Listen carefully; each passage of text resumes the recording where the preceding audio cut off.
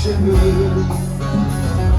Yolların bacını verdim de geldim.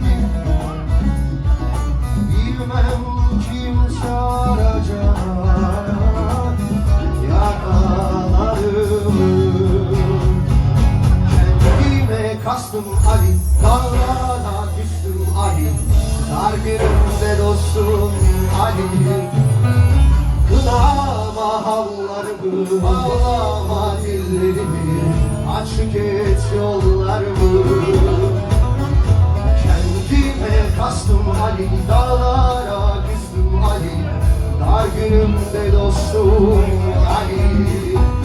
Kınama havlarımı, bağlama dillerimi, açık et yollarımı.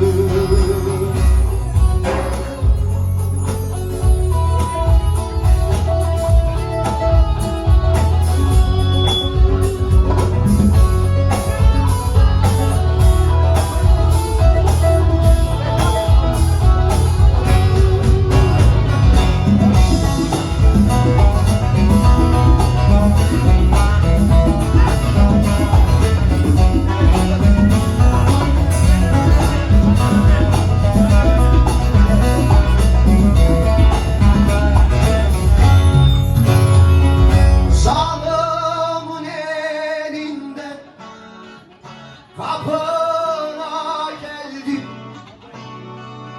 kan gölü içinde bunaldım kaldım. Yetiş ya erenler, canımdan oldum. Bilmem kim silecek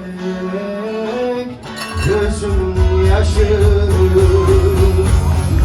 Kendime kastım hani, dağlara küstüm hani. Dar günümde dostum hani. Kınama hallarımı, bağlama dillerimi, açık et yollarımı. Kendime kastım hani, dağlara küstüm hani. Dar günümde dostum hani. Kınama hallarımı, bağlama dillerimi, açık et